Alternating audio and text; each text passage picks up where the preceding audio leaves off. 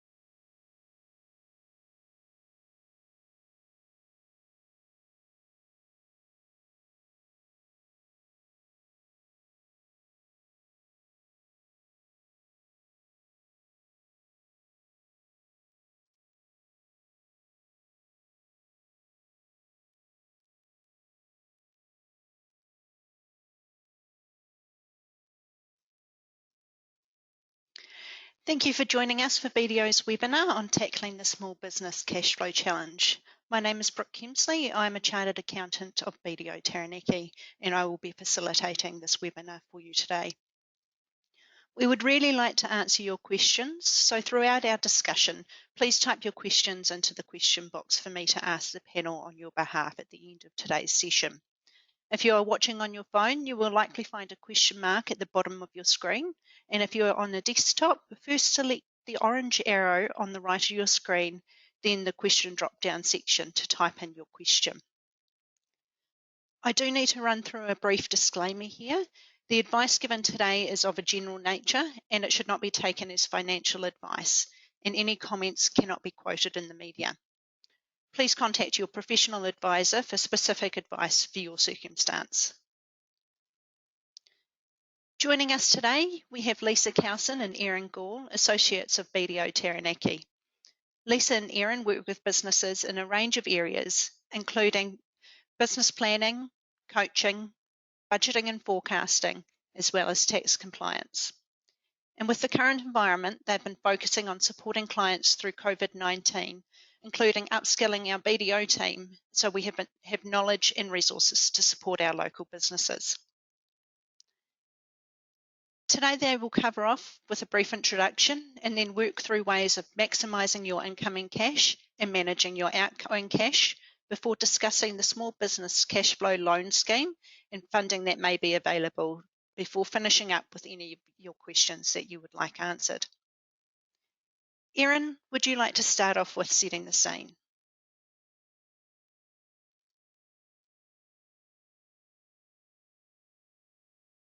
Hi everyone, thanks Brooke, and thank you everyone for joining us today on the first day of Level 2. So we thought it would be a good time following the start of the Small Business Cashflow Loan Scheme to go over a few options for small businesses. And before we get into the details of the scheme, we want to cover off on some ways for you to maximise your income and minimise your outgoings. This will be a good summary, and if you have already put some things in place, it's a good chance for you to review and see if there are any other opportunities for your business. So firstly, it's important to understand your current position. Do you know what your starting point is? It's really important to have this information to help you with good and timely decision making. This is also something you need to consider as part of your process for assessing your business's viability for the declaration required for the Small Business Cashflow Loan Scheme. So you can use the reports in your software to assess your current position. You probably want to start by looking at your profit and loss, your balance sheet, and some cash flow reports. These show you the profitability of your operations, what you own, who you owe to, who owes you, and then the cash flow shows when cash comes into the business from all of these transactions. because although you may have earned revenue from completing work, which will show in your profit and loss, you may not receive the cash flow for this until sometime after. So when you have the reports, use them to compare to your historical results. Look at your trends as a starting point for budgeting going forward and use this to try and plan for the future.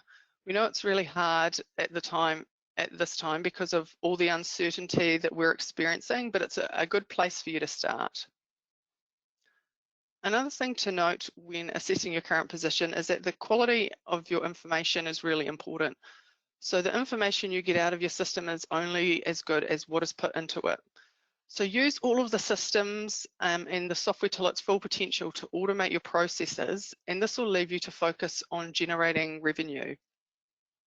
If you aren't running reports already, and we know there are some people that are still kind of in this phase or working, it's a work on for them, it's not too late. So use the funding available, which I'll cover on later, and a good advisor to help you set up and use reports going forward. Put tracking in place for different departments or locations, so you know exactly how each business sector you have, how it's going, if it's profitable or not, and what you need to do to change that. Your advisor can also help you to understand what the numbers are telling you, help you implement budgets and forecasting, and review your systems to help streamline your processes and save you time. So that's a very brief overview of looking at your current position, and I want to go into a few things on incoming cash. So obviously this is vital to support the business to meet its ongoing commitments to employees, creditors, lenders, and ultimately to support you and your family. It's important to try and support your customers now so that they can continue to support you in future. So communicate with them so they know that you're open for business, that you have guidelines in place to keep everyone safe. And when communicating with them, do remember there is just so much information out there and so many emails coming through. So really try and think about the best ways to get your messages across so that they reach the right people. When you're looking at your current receivables, your customers may want to try and defer payments, like you may be looking to do for payments you need to make for your creditors in the coming months. So consider doing this for your customers to help keep cash flowing for everyone. Going forward, it's a good idea to follow up on invoices and request payments early. Make it as easy as possible for people to pay you. Maybe try some different ways of payments that you haven't done before. Like if you're on Xero, you can do payments directly through Xero, or do online payments, or get direct debits in place. Try and think about interim or stage invoicing and requesting deposits. Can you offer prompt payment discounts to your customers? And streamline your processes so that you can get invoices out as soon as possible. Now is also a really good time to review your terms of trade, your delivery and payment terms to ensure they're still in line with your current operations. Next, look at new opportunities. So can you get some new customers? Are there some different revenue streams you can look to, or is it just a matter of keeping your existing customers on board? In terms of client retention, what can you offer to your customers to keep them happy now? We know that everyone's struggling and they will be too, so stay in contact to see if you can hold the business and give key customers a call to see how they're doing. Is it possible for you to generate new leads? Think about new ways to attract customers and consider using cost-effective marketing like social media to get your business, your products and services out there. Again, try and make it as easy as possible for people to buy from you without giving away your value or your product. Can you offer delivery or online ordering? This has obviously really taken off over the lockdown period and is just the way of doing business now. So can you put this in place for your business? Can you increase your transaction value? Encourage customers to buy more from you, or educate them on the other products or services that you have available. And finally, for new opportunities, can you increase your transaction frequently? Can you get your customers coming back more regularly? When you're making your transaction now, can you lock in their next purchase or their next order, or can you get them to book in their next appointment? Or try asking for a new referral. Now, if you're a business that holds stock, can you discount items to keep cash flowing? We know that this obviously impacts on your margins and perhaps your future cash earning potential, but to keep your business alive right now, is this something that you seriously need to consider doing? We know that stock obviously impacts cash coming in and then cash going out of the business. And although Lisa is covering outgoings, we will just cover a few things on stock here about trying to very closely manage your stock levels if possible. So try to avoid purchasing large amounts of stock where you are able to easily and reliably restock to meet demand for goods, because it can be the largest asset for some businesses. So large amounts of cash can be tied up here. And the more stock you hold, the higher the chance of it being damaged and not able to be sold at all. And there's also a risk that it could become obsolete or unpopular and need to be really heavily discounted to try and move it or just disposed of. Moving on to another area where cash can be tied up. Do you have any unused assets and equipment? If they're not sitting on your, if they're sitting, on your yard and not in use, can you sell these to keep cash flowing? Selling at a loss is not ideal, but it may be something you need to do to keep things ticking over at the moment. There's obviously a lot of other people who are going to be in a similar situation, so you might find there's quite an active market for the item you are selling. So really think about what you're willing to accept as your lowest price at the start and just be comfortable with that. Then also think about, are there other ways that you can get value from the assets? Is there additional revenue you can generate? Can you sell other services or products to utilize these assets? Or is there the potential for you to hire them out to others? So if you've looked into your business and maximize the inputs there as much as you can, if there is still a bit of a shortfall, you may need to look out to where other funds can be introduced from. So firstly, do you have any personal funds you can put into the business? It's likely that you've probably already contributed funds in to keep things going during lockdown, but looking ahead at your budget, are there any more cash holes that you need to fill? Unfortunately, some people may need to consider withdrawing personal investments, but do make sure you've really weighed up the cost of this, because you could be losing out on potential future income like interest, or if you've got, say, shares, if you sell those at a lower value than your original investment, you're obviously making a bit of a loss there. So once you've exhausted these sources of funds, you might need to look at external support available. So looking to the bank. Do you have an existing overdraft or other facilities that you can access? Obviously, the overdraft is likely to be a much higher cost. So can you look at longer term debt, which is to be repaid over the next few years? It's likely going to be easier to, and I think the banks are expecting to extend existing facilities before anyone can utilise the Business Finance Guarantee Scheme, which I'll just refer to as the BFG for now. And I do want to just cover this briefly, as it has been an option for some time now, but hasn't been probably fully utilised in the way it was originally intended. So small to medium businesses can get a loan of up to $500,000, which is to be repaid over 3 years. Interest rates are set by the bank, so contact yours to find out what you might be expecting. There was previously a lower turnover limit for eligibility, but this was removed just in the last couple of weeks so that more businesses can access the scheme, and there's now just an $80 million turnover upper limit. And what we've heard from the banks is that if your business could not support this additional funding before COVID, it's unlikely you will be able to access it now. And we do know that it is definitely a comprehensive process that requires full projections and a business plan. So get help from your advisor to make sure that you're doing all the things you need to be to make the process as smooth as possible.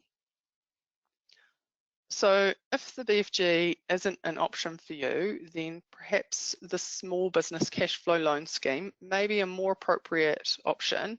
And I'll be handing over to Lisa shortly, who will cover this soon. If you do decide to contact the bank for any additional lending, if it's existing facilities or perhaps the BFG, then make sure you understand your existing position, like mentioned earlier. Make sure you've got financial projections and a plan to support your application. You should have some really clear assumptions, and when you're looking at your income, you need to explain how you hope to achieve those sales targets, and for expenditure, look on a line-by-line basis and explain how you will minimise your costs and what impact that might have on your ability to achieve your sales. Try some different scenarios and discuss expectations with your bank, because you might have different ideas on how your business or the industry or the economy might recover. So it's a good idea to make sure that your ideas are aligned from the start. And make sure you use any of the fully funded business support available to have an advisor assist you through the process with all the information required, which I'll cover off after Lisa has gone through her parts on outgoings and the loan scheme. And finally, I will just touch on the wage subsidy scheme as a way of getting income into your business. Again, I'll just cover this really briefly, as it has been in place for some time, but it isn't too late to apply if you haven't already. You have until the 9th of June, so another couple of weeks yet. There is an eligibility criteria that you have to have been impacted by COVID-19. Your actual or projected revenue declined by 30% in a month in January to June 2020 when compared to the previous year. And you need to make your best endeavours to pay your employees 80% of wages over the subsidy period. Do be aware that sometimes circumstances changed and you may need to pay it back, because we have heard of some businesses finding alternative ways of working, which is great, and it meant that their initial predictions changed. So now I will hand over to Lisa to cover off on some cash outflows and the Small Business Cashflow Loan Scheme, and I'll be back shortly to go over some of the funding available. Thanks, Erin, and hi everyone. Thank you for joining us today. So some really great points raised there by Erin, and I'm sure you know that there'll be at least a couple of good takeaways in there for people on the call to think about how they might go about improving their incoming cash position. So I'm going to talk now about the other side of the coin, and that is managing outgoing cash. Now, obviously, we know that you know, over the last couple of months, you will have all been very carefully monitoring your outgoing cash just as a matter of necessity, and we expect that you've been analysing every payment down to the very last cent, and it would have put a hold on whatever payments you were able to. So you've probably been having these conversations, you know, with landlords, with your staff, with your creditors, in terms of, you know, managing those payments, keeping the communications line open, which is really important, and hopefully making some agreements on changes, just even on a temporary basis, that will make it easier for you to meet those obligations to the different people that you making payments to. So it's probably, you know, a safe assumption to say that all discretionary spending has been knocked on the head at this point.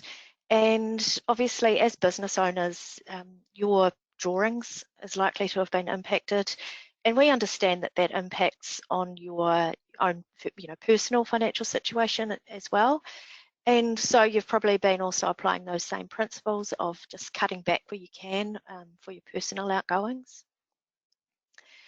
We have heard a lot about the lockdown period, you know, providing opportunities and providing lessons for us to take away based on the changes that we've been forced to make over the last few weeks.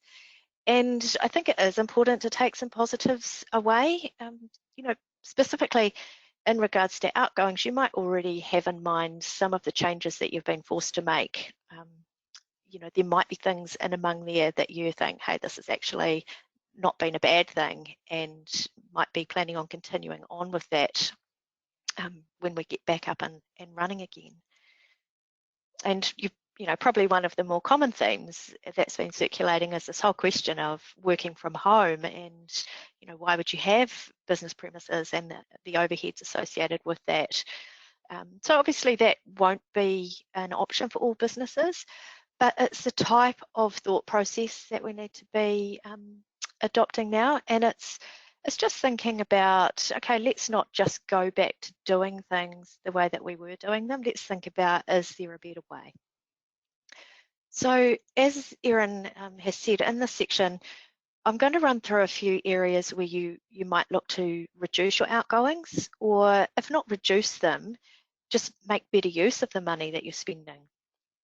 So thinking about the services that you're receiving, and starting with electricity, gas, telecommunications, you know, these are all potentially some easy wins where you might be able to get better value for money by switching providers, or you may even be able to negotiate a better contract with your current provider. And of course, that would be the easier option for you and should make sense to them also, rather than losing a customer. So the different ways that you could benefit, you know, you might be able to negotiate a reduction in your base charges. You might be able to access extended payment terms or a prompt payment discount if you're not already. So there are various ways that this could benefit your business and improve your outgoings situation. Insurance, that's another one. Insurance cover is something that you should be reviewing regularly anyway. Not necessarily to reduce your cover, but just to make sure that the policies you have in place and the premiums that you're paying are still appropriate, and that they're actually managing the right risks for you. Risks do change over time. This is no exception, and potentially even a better time to be looking at this sort of thing. So thinking about value for money, you know, we've all heard that saying, you've got to spend money to make money. But let's be clear, not all money we spend actually makes us money. And we do need to really hone in on what we're spending and consider that question of, well, what value am I getting from the payments that I'm making? One obvious example that springs to mind is marketing spend. And, you know, over the last few weeks, there have been some really significant changes to the ways that we've been communicating. I think it's probably fair to say that we're all much more computer literate and tech savvy than we were a couple of months ago. And so it's important to assess whether your marketing plan is still appropriate. And is your marketing activity still going to reach your target audience? You know, over the last couple of months and this united as a nation against COVID, we have come to that sense of, you know, working for the common good across the country. And what has also been brought to light is that there are many, many people and organisations out there that need support. So perhaps going forward, your marketing spend could be channeled into supporting another organisation. You know, obviously one that would align with your own personal values, and one that your customers could feel proud to be supporting indirectly through trading with you. The impact that you get from this type of spend might be more than the impact you get from a higher dollar spend in some other marketing activity. And ideally, that type of activity will also help you reach a wider market, because the people that support the organisation that you choose to support through your marketing by a sponsorship or such similar activity, you know, those people then are more likely to support your business as well. So that, of course, then feeds into gains in that incoming cash area. I mean, as with anything, a balanced approach to different activities would be sensible. But really the key message is to understand where your money's going, understand who's benefiting and what those benefits are, and can you measure the return to your business? Can you make a linkage back there? And this will, of course, this will apply equally not only to marketing, but to your choice of suppliers in general. So, for example, supporting local where possible. And with that, there are always other considerations like price and reliability of supply and quality, and that all has to come into the decision as well. But perhaps having those conversations with local suppliers is a good place to start, and it might be that you can work towards an end goal over a period of time in terms of your overall supply chain, and that could have a positive impact on your brand as well. So another area that you might consider sort of the bang for buck is in your hours of operation. So this is where it becomes really important to understand how any restrictions that are applying to your business are going to impact your capacity and your ability to deliver your service or to sell your product. Obviously, staff wages are a significant cost, and so we want to keep people productive. So their wages don't become just another overhead. And in respect of that, it might mean that staff rosters need to be rejigged. Your opening hours might change. For example, if your business premises doesn't allow the physical distancing that's required at the moment to be able to serve multiple customers at one time, you might consider extending your opening hours and accordingly sort of spreading your labour hours in order to still be able to serve the same number of customers in a day. Or on the other side, you might look at the number of the return on different revenue streams and the income in different times of the day, or you might consider how restrictions on your suppliers are going to impact your operations. And it might be appropriate to look at reducing your opening hours to sort of cut out those low return times or the low service offerings. So for example, if your trade doesn't really pick up until late morning, why would you open at 8:30 or 9 a.m? Or if Mondays are traditionally quiet for you, why would you open at all? Those sorts of questions need to be asked and just considered as part of that overall, how are you making the best use of your costs, and that a big one of those is the labour cost. And also remembering, of course, that any changes to your hours or your terms of employment, they must always be negotiated, and you need to get agreement from both parties in order to do that.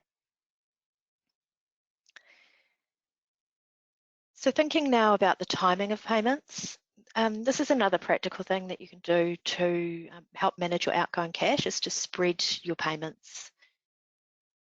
Some of the types of things you can look at managing are tax payments, and you've probably heard details of the flexibility around income tax and GST payments for businesses who are unable to make those payments on time. And this is due to them either being physically impacted and can't get to the bank, or the financial impact of COVID. ACC have delayed covering their, have delayed invoicing their Cover Plus Extra policies, and they've offered also payment arrangements and the deferral of payments until the end of June. So there are opportunities out there to look at managing outgoing payments. Locally here, the New Plymouth District Council have said that they will waive late payment penalties on rates until the 1st of July. So if you are needing to defer rate payments, that's an option. If you need flexibility longer term, there is also the option of a rates holiday for a 6 or 12-month period. And around the country, different local authorities will be making probably similar decisions. So important that you are talking to people and just being aware of what the options are for you to start spreading or delaying these payments to help out in the short term. So banks have also announced support, obviously, interest-only payments or loan holidays. So these are also worth considering for the short term, bearing in mind that with a repayment holiday, interest will keep compounding. So ideally, going with interest only would be a better option, but look at what's going to work for you. And you'll be aware probably of the conversations and media coverage around the rent relief and guidance provided for landlords and tenants. And I do say guidance because in most instances it has been up to the two parties to negotiate the best outcome for the lockdown period in a fair way to both parties. But if your operations in level 3, or now that we're into level 2, if they're still significantly restricted, there might be an opportunity for you to continue with those negotiations. There is a pretty strong and clear message that's been coming across, and that is in terms of working with each other to achieve the end goal. And so obviously the tenant wants to be able to stay in business. As a landlord, if you have a good tenant, you would be probably better off trying to support them through this period rather than looking for a new tenant and incurring all of the costs associated with that, or worst case scenario, having your building sitting empty and actually having no rent coming in at all.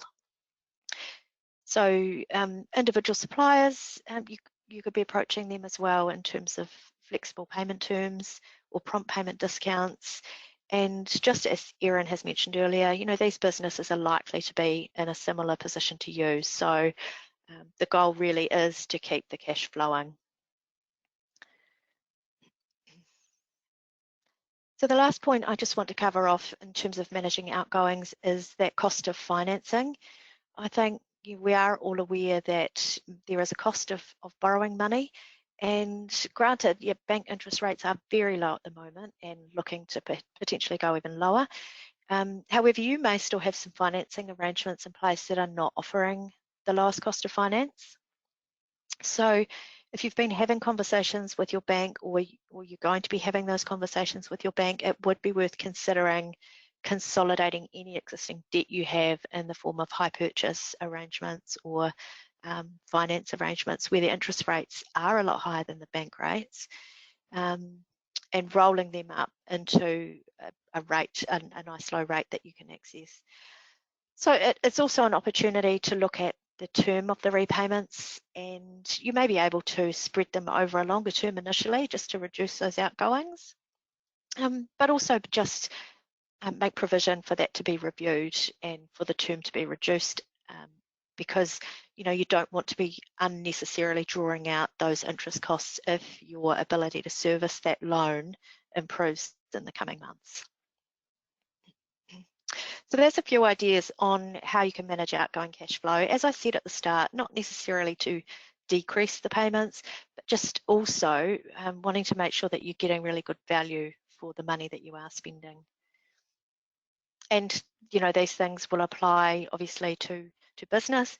Equally, some of them will apply to personal finances as well. So moving on to the next section now, I want to talk about the Small Business Cashflow Loan Scheme. And I'm aware that probably for some of you, this might be the main attraction of today's webinar, because it is a relatively new scheme and there has been minimal details provided to date. But today I want to give you just a good overview of the where's and why-fors, what the loan's all about.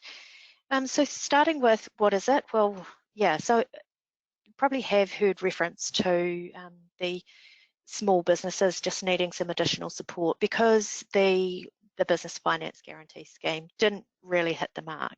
And I think another indicator of that is the dropping of that lower turnover threshold for the application for the BFG.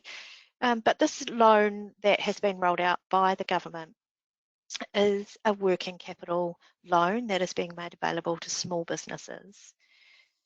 So it must be used for operating expenses. It's not to be used for refinancing debt. It's not available for capital purchases, and it's not available for making distributions to owners. If you're wondering whether or not you apply, I'll just run through the eligibility criteria now. So the starting point is the wage subsidy eligibility criteria. And of course that centres around a 30% reduction in revenue in a month between January 2020 and the 9th of June 2020 as a result of COVID. And there is also a requirement there that the business has actively taken and is taking other steps to mitigate the impact of COVID-19. So that's the starting point. But unlike the wage subsidy, this loan is specifically for small businesses, and as such, only businesses with up to 50 full-time equivalent employees can apply. The business must have been trading prior to 1 April 2020, and this loan is being made available to viable businesses, which that viable business concept is a key concept and something that we need to understand. Inland Revenue has provided a definition of what that means to them. And what it is that owners or directors reasonably expect that the business will be able to continue to meet debts as they fall due within the next 18 months. That's the guidance that's been provided as to what is a viable business. So that means that the owners or directors of the business are going to have to make that assessment before they apply for the loan, and might be requested to provide evidence of that.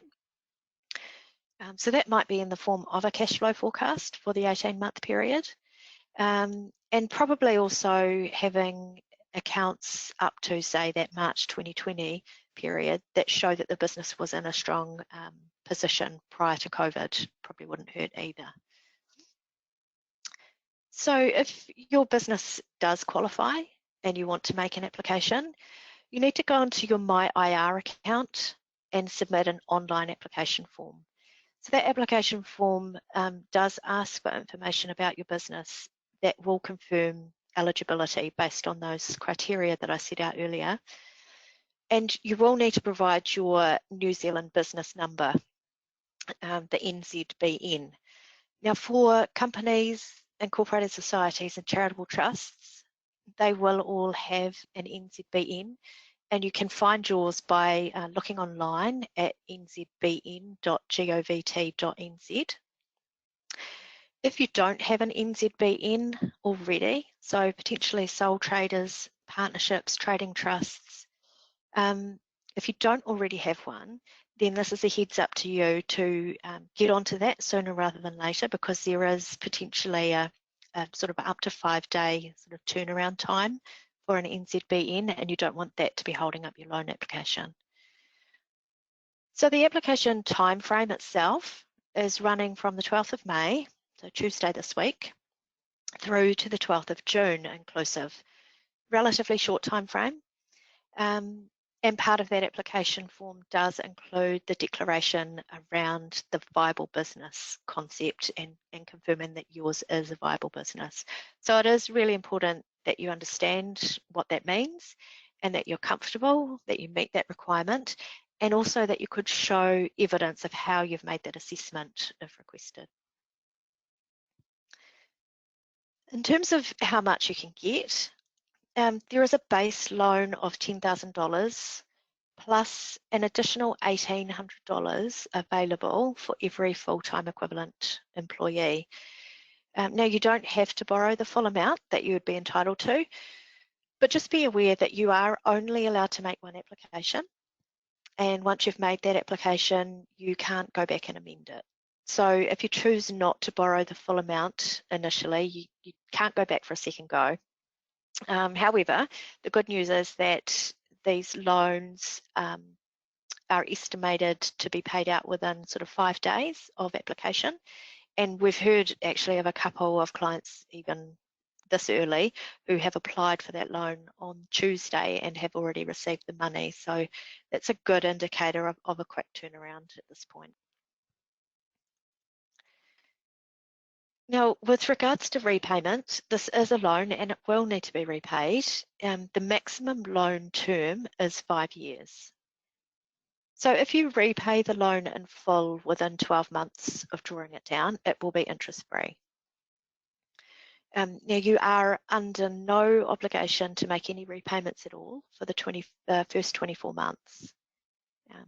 You can make voluntary repayments at any stage, but just be aware that you can't redraw those amounts down.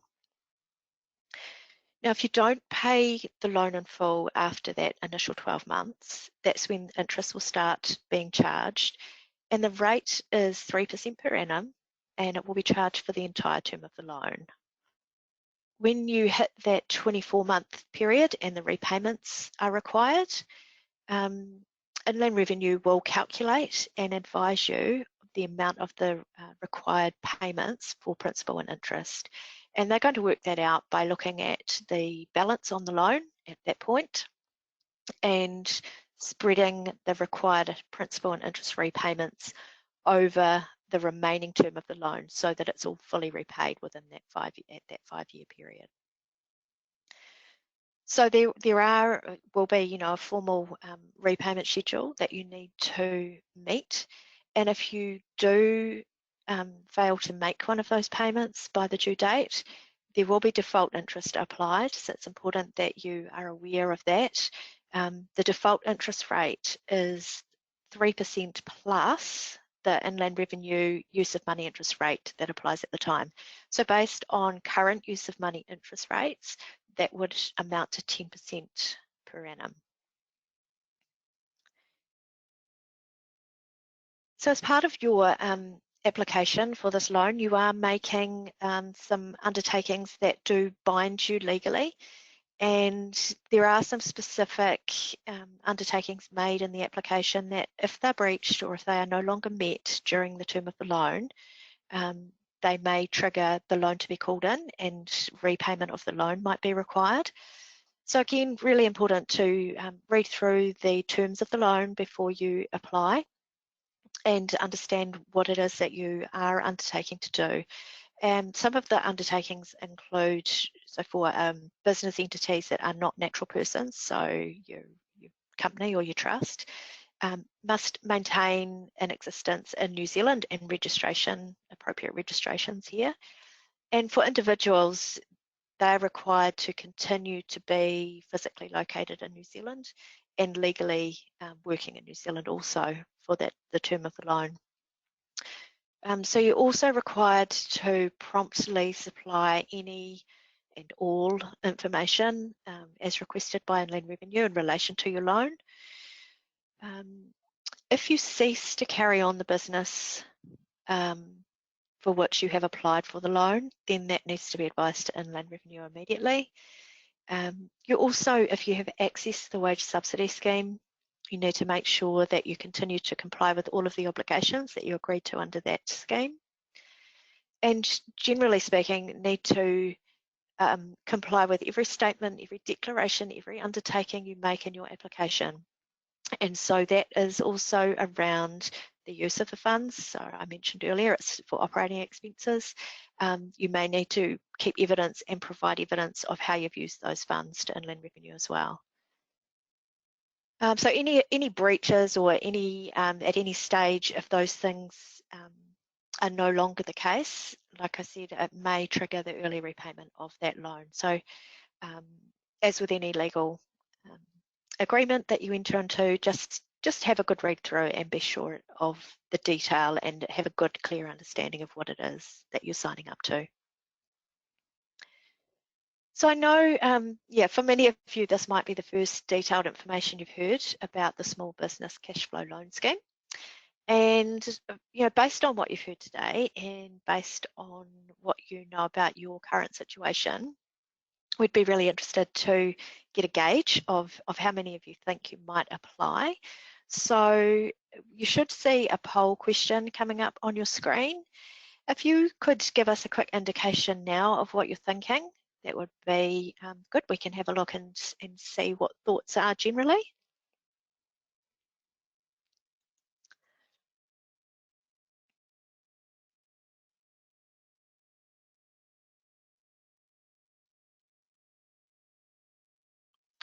Just give everyone a little bit of time to submit their answers.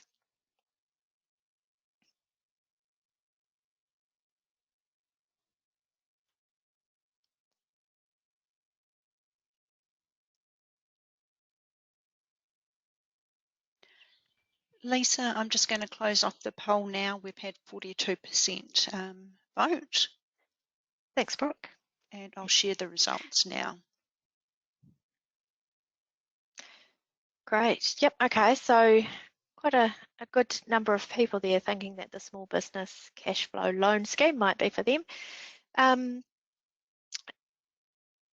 If you do, want to discuss your personal, your specific situation in regards to that loan scheme, please do contact your advisors and talk it through with them. Or if you have any questions that Erin or I can answer, we'd both be happy to do that as well if you'd like to pop them in the question pane for today's session.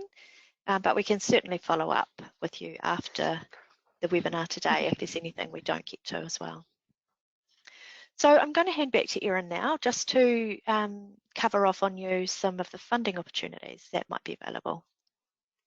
Thanks, Lisa. So as Lisa said, if you're interested in applying for the loan scheme or think it's something that you might want to do but need to know more information about, it's a good idea to talk to your advisor. And there are some great things out there happening for businesses at this time. So I just want to cover off on a few things that are available. So here in Taranaki, I know we've got some people from out of the region on the call. We do have a professional services grant. So Venture Taranaki and the regional councils have put in the first $400 of funding, and then professional firms like BDO contribute another $400 worth of time. So this is for any Taranaki business that's been affected by COVID-19 and has 50 or fewer staff. So it's a good fund for us to answer your question about wage subsidies if you might be eligible for the small business cash flow loan scheme. We know there's been lots of take up of the scheme, but there are still funds available. Also, there is a scheme through the Regional Business Partner Network, and that is administered in Taranaki by Venture Taranaki. So it's kind of an extension of their existing capability voucher scheme, but specifically targeted at businesses that have been affected by COVID-19, that have fewer than 100 staff, GST registered in New Zealand and operating in a commercial environment.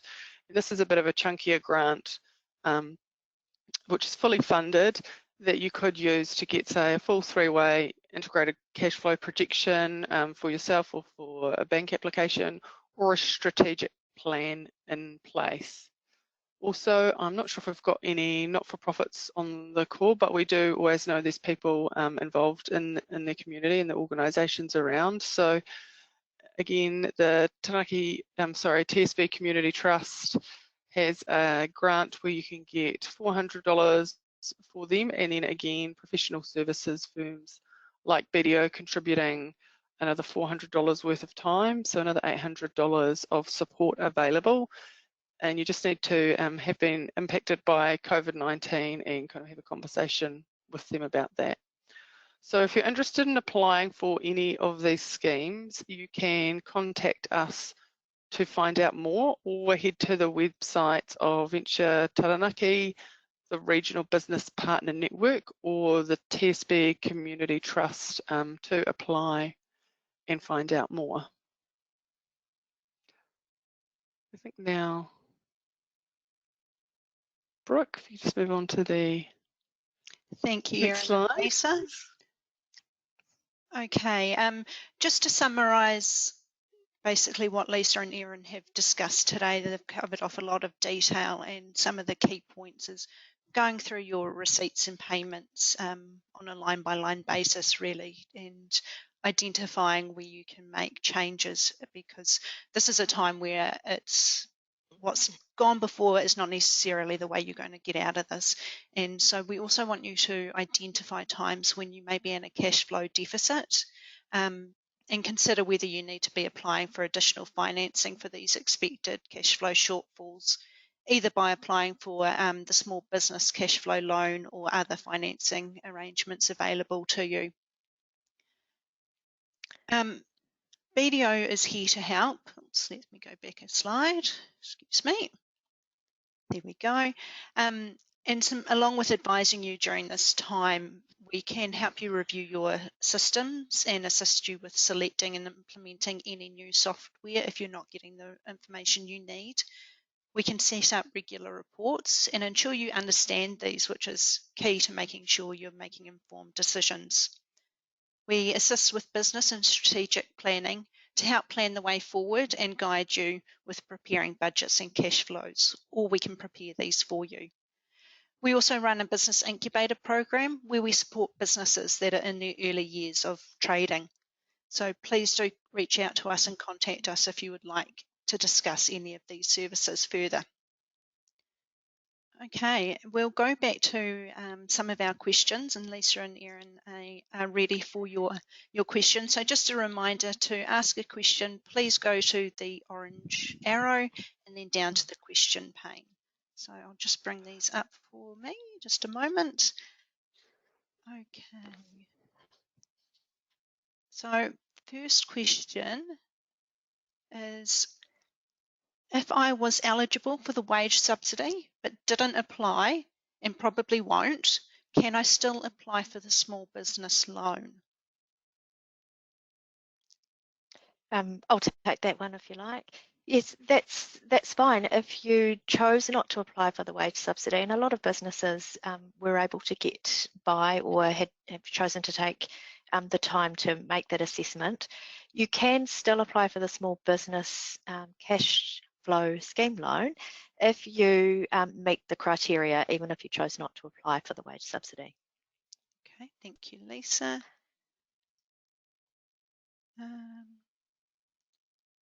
Just a moment. Okay, this one's a little bit different. If the wage subsidy was received for 2 companies within a group, do you apply for the individual companies? So you get $10,000 plus the FTE for each company, or $10,000 for the group plus all the FTEs in the group? Now there is within the information available on Inland Revenue's website some guidance around group companies. So that loan will not be available to individual companies. My best advice to you is to jump onto Inland Revenue and check the who can apply for the loan section, and that will give you guidance as to how you would structure and which entity you would apply for that loan in. Thank you. Another one for you again, Lisa. Is the loan scheme made public like the wage subsidy was? I don't believe so, because it is a loan and it is going to be money paid back. It's not subject to that same public, being made publicly available is my initial answer to that one. Yeah. Thank you. One for you, Erin. I'm based in Auckland, who do I contact for grants? I believe it is a TEED. Is that correct, Lisa? I think that's right, yes. I think it's Auckland. Sorry, Auckland Tourism is, or Auckland Tourism Events and Economic Development. So you can use the Regional Business Partner Network to search for the kind of services that you want and who may be able to provide those to you. And then you'll need to talk with a TEED who will liaise with you in terms of having that discussion about how your business has been impacted, and they can also match you up with advisors, I would believe, as well. Thank you. And there's also a member has just pointed out that there is a Wellington businesses one as well under wellingtonnz.com/businesses/COVID-19. So it's a case of searching as well for your local regional partner. Okay, one last question I think before we wrap up. Can we apply for both the small business loan and the business finance scheme, so the BFG? I think the answer to that would be yes, obviously subject to meeting the criteria for each of those different loans. The The small business cash flow loan is it's a loan with the government versus the business finance guarantee scheme loan. That is a loan with your bank. So you would just need to meet the requirements of each of the different lenders. Any more thoughts on that one, Erin? No, I'd agree with you there, Lisa. Separate schemes, but can be used, I suppose, together to help your business through this time. Okay, thank you, Erin and Lisa. That brings us to the end of our questions. I just want to point out to our attendees that as you leave today's webinar, you'll be asked 3 questions, which will help us bring relevant webinars to you in the future. So we would really appreciate if you take a moment to complete this for us. And thank you all for your time. I hope you found it useful and get to go out and enjoy our new level 2 this afternoon. So thanks again. Bye. Thanks. Thanks, everyone.